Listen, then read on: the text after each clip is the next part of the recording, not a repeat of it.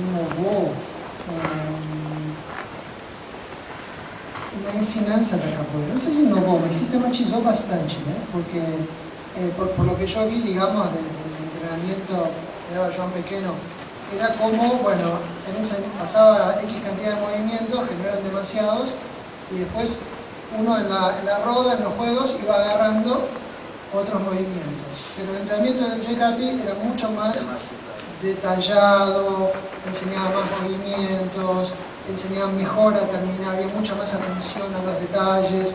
Este movimiento termina así, no termina de otra manera, porque si termina así, después podés pasar a otros movimientos.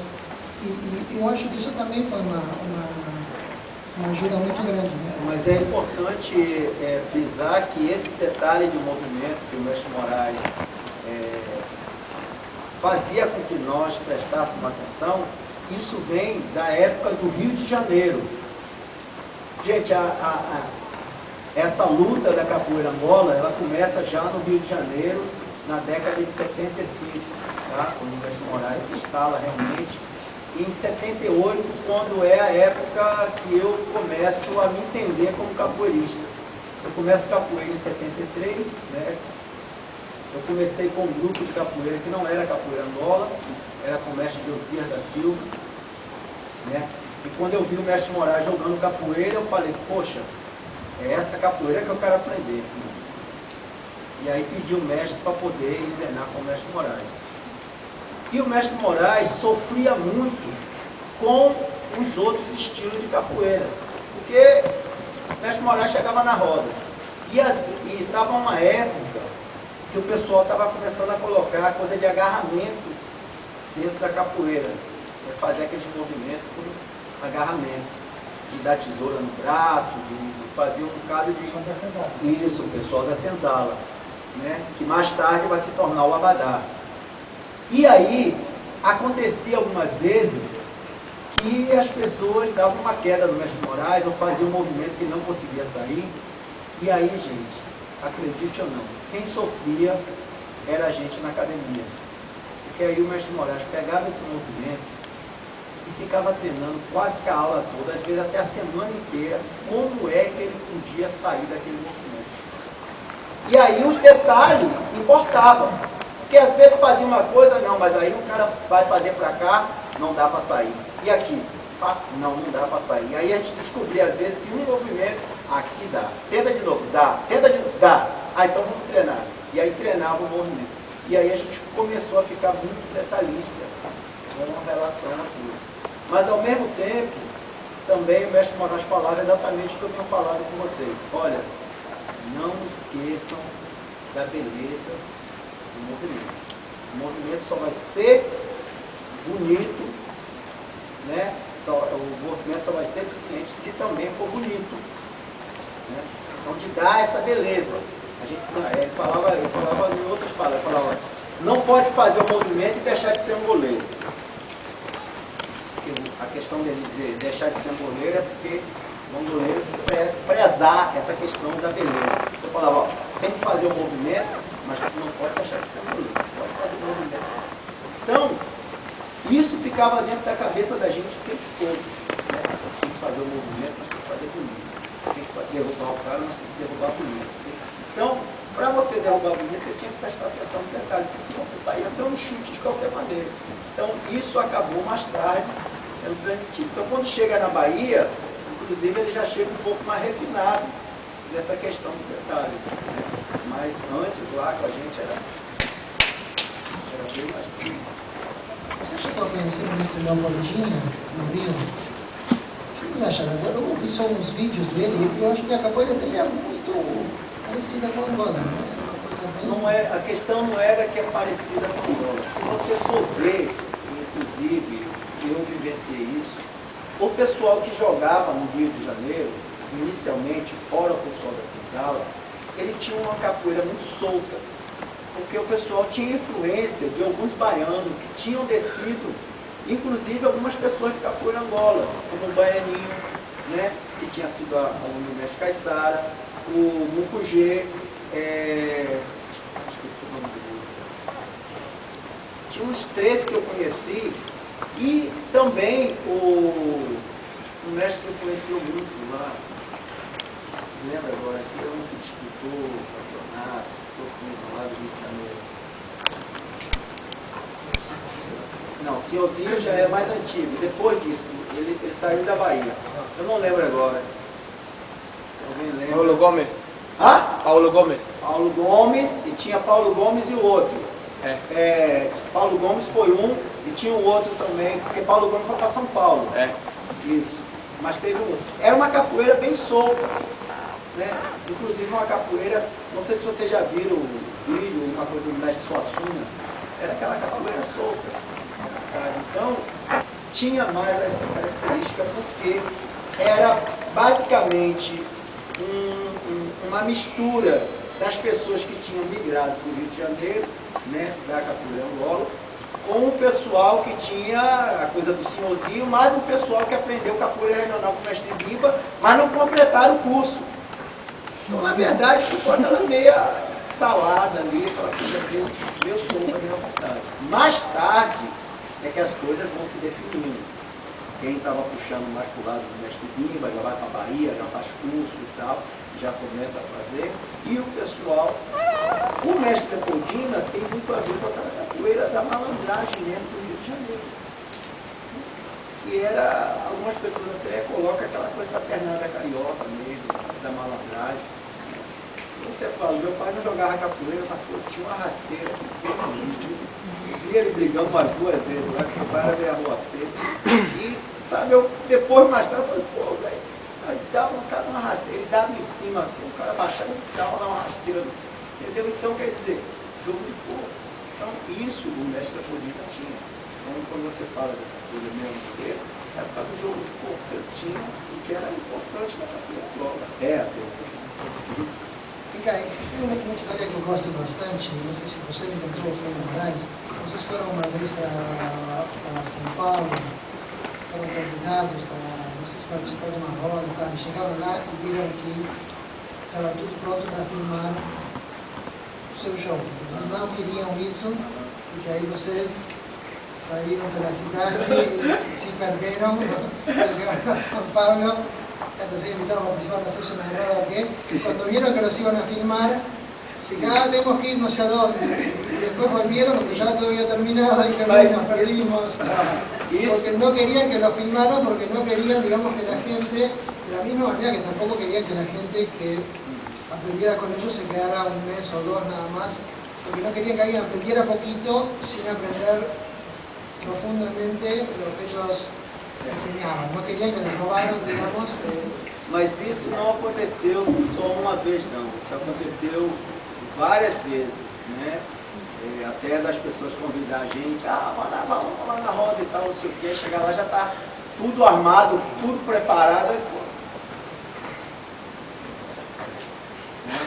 E aí a gente acabava, não jogava.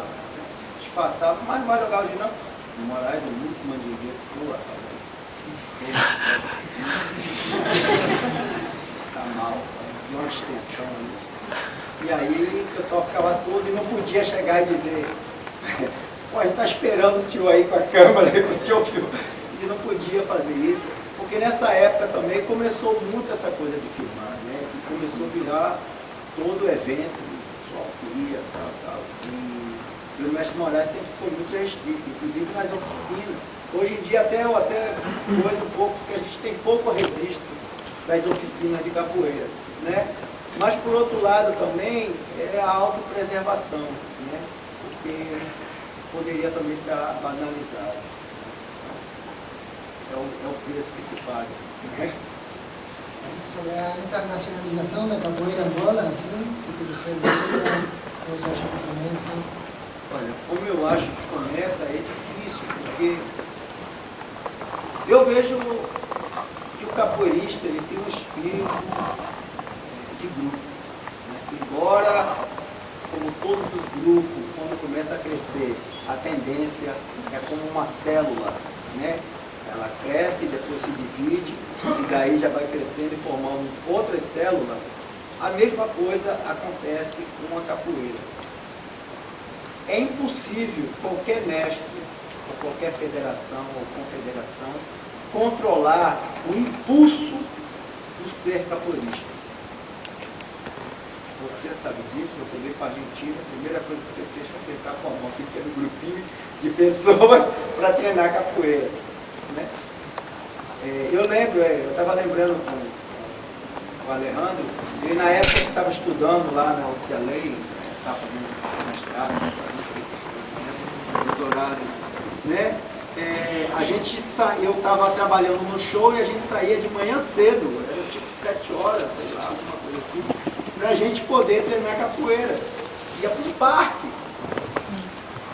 ficava lá treinando, eu sei que era bem cedo, porque não sei quem tinha que trabalhar, era eu, você, Mole, Beisol, uns 4 ou 5. Mas o capoeira, nós temos essa tendência. Primeiro porque, por incrível que pareça, o capoeirista pode até treinar sozinho. Você pode pegar uma cadeirazinha lá e treinar, tranquilo. Mas depois de uns 2 meses treinando com a cadeira, dá uma, sabe? Fala inglês, boring. Aquela coisa chata, né? Sabe? Você já não aguenta mais ver a cadeira, fica até que trocar de cadeira. A cadeira é ficha. Troca a cadeira. A ficha. Mas é isso. Ficha. Então, você já tem a tendência de quê? De chamar, nem que seja uma pessoa que não sabe nada, para poder ensinar aquela pessoa, para poder fazer. É isso. É natural. Não tem como. Aí o cara fala, mas o cara não sabe nada de capoeira, está querendo ensinar. Não, eu estou querendo ensinar, não é que eu estou querendo ensinar. Eu estou querendo uma pessoa para treinar comigo. E isso vai acontecendo em todos os lugares. Né? Então, não é eu, ou a federação, ou a confederação, ou nada que vai impedir que isso aconteça. Isso vai acontecer sempre. E vai acontecer com vocês e com outras pessoas. Porque é a essência, a alma do capoeirista, quando está sozinho, pede um companheiro. Então, a internacionalização da capoeira, ela acontece também, né, dentro desse sentido. Né? Não é porque o cara quer ganhar dinheiro, porque às vezes o cara não ganha nada, pelo contrário, até perde. Eu conheço pessoas que alugou espaço com o dinheiro dele para poder começar a dar aula. Ele não estava ganhando nada não, nem cobrava do pessoal, porque ficava com medo do pessoal cobrar e o pessoal sair, ele não tem ninguém para treinar. É verdade, eu conheço isso, eu conheço essa história. Então, o capoeirista tem essa coisa, ele quer estar junto com outras pessoas, e depois que tem 3, você já quer 4, e quando tem 4 você já quer 5, e quando tem 8 você já quer 10, que é para formar a bateria completa. Né? Porque só tem 3. Aí um com pandeiro, né? E aí, pô, falta mais um, né? Tem que ter pelo menos um pandeiro e um birimbau e 2 jogando, que depois a gente troca. Né? E daqui a pouquinho, pô, mas só 2 birimbau? Não, tem que ter 3, a bateria tem que ter. E aí você vai. Quando você menos espera, você está com a bateria completa e mais gente lá, e daqui a pouquinho você já está sentindo, e agora, o que é que eu faço? Tem que aprender mais. Né? E assim, e não é só aqui, é no mundo inteiro que eu conheço, a história é quase que a mesma. Sempre. Alguém chegou lá, não com muita pretensão, começou, e quando ele menos esperava, a coisa cresceu e ficou embora. Às vezes a pessoa, como foi até o seu caso, às vezes a pessoa que iniciou até para. Bem, mas fica sempre os remanescentes, né? E vai continuando o trabalho, e vai embora. Você, eu não preciso falar, você conhece bem, você foi uma das primeiras pessoas a chegar aqui. Foi com quem que eu estava pensando isso? Foi com Dina, que falou que viu, ela era menininha ainda vendo vocês, 2 ou 3 pessoas na praça jogando capoeira. Ela estava me contando, falou, eu via lá o Alejandro, mas não sei quem, lá no meio da praça, lá, eu olhava, nem sabia o que era aquilo. A história a gente faz. A última pergunta, depois podemos abrir o diálogo. O que você acha que a capoeira ganhou e perdeu com essa globalização, assim, Angola, né, principalmente? Olha, ganhamos número, né, isso não pode negar, e eu acho que isso é importante. Eu Hoje em dia, como eu falei, é impossível de saber aonde é que tem grupo de capoeira Angola. Eu sei aonde não tem, mas aonde tem, eu já não sei. Porque o que acontece é que a coisa se multiplicou numa velocidade muito grande. O que a capoeira perdeu? Olha, infelizmente, eu sou obrigado a falar e falo isso com plena consciência. Tá? O capoeirista, o goleiro, perdeu muito da essência de jogar capoeira. E jogar capoeira com qualquer capoeirista. O capoeirista angoleiro de hoje, eu falo isso com crítica e consciente, ele não sabe jogar com todo capoeirista. Infelizmente, essa é a realidade. São poucos angoleiros que chegam na roda de qualquer um e joga. Não desafio, não é desafio, não estou falando de desafio. Estou falando de chegar e jogar. O cara dá um rabo de arraia, não importa a velocidade, ele sai e depois fala para o cara, pô, não estou afim desse jogo não, cara. Estou afim de jogar um jogo legal. Ou então, continua o jogo até o final, dá uma rasteira no cara e o cara já olha assim e fala, epa, acho que vou ter que jogar mais devagar com esse cara, porque se eu continuar eu vou cair de novo.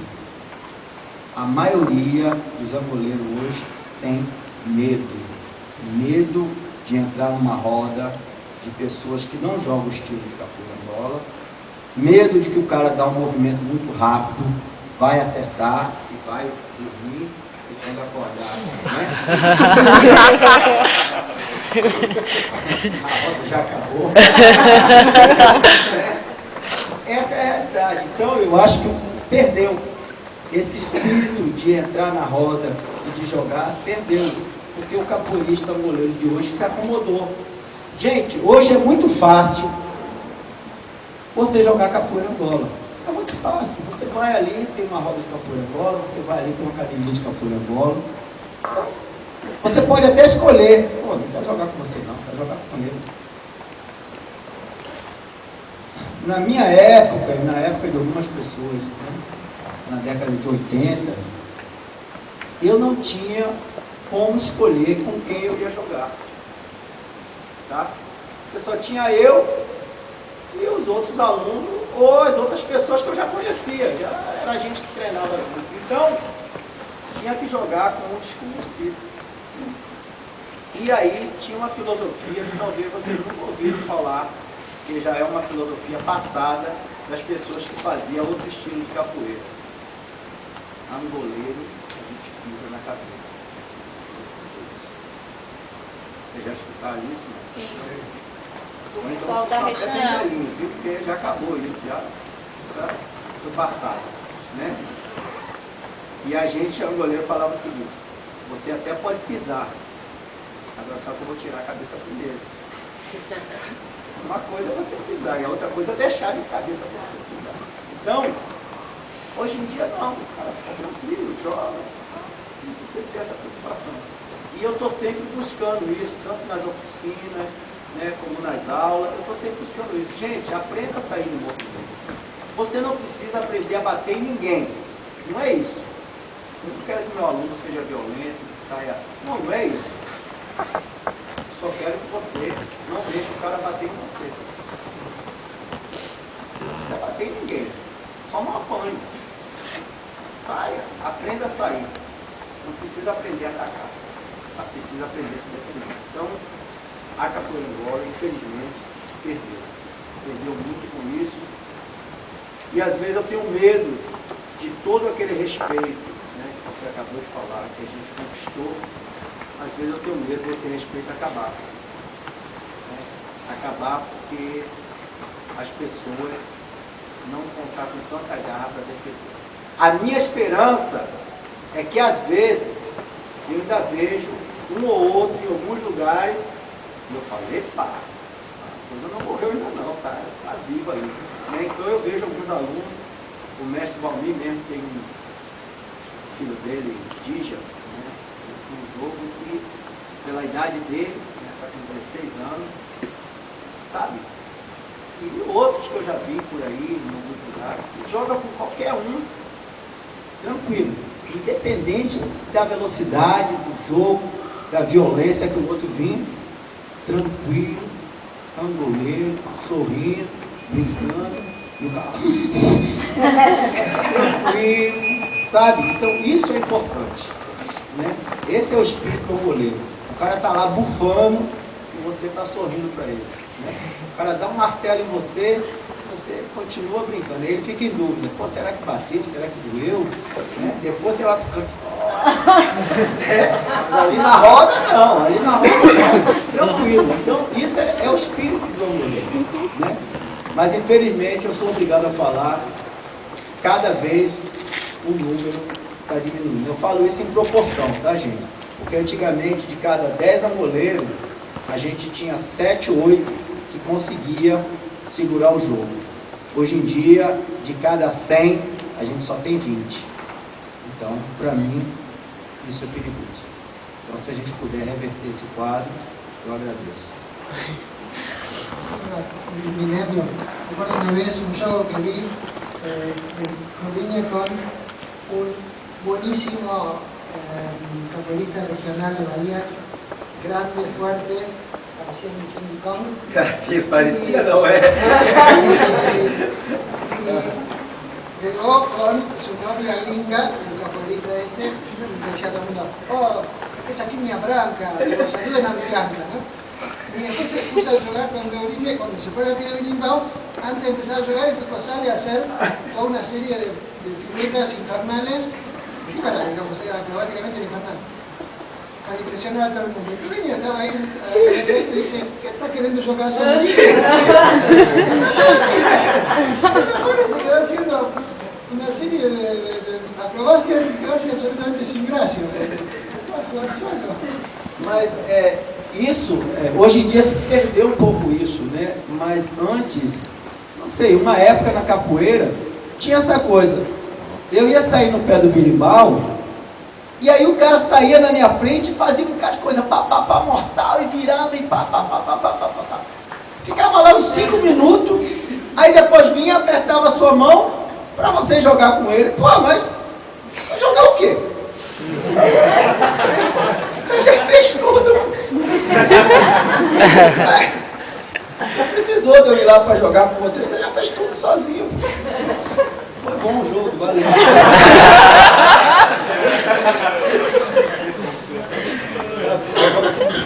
Bueno, chicos, creo que podemos abrir para preguntas, comentarios, inquietudes.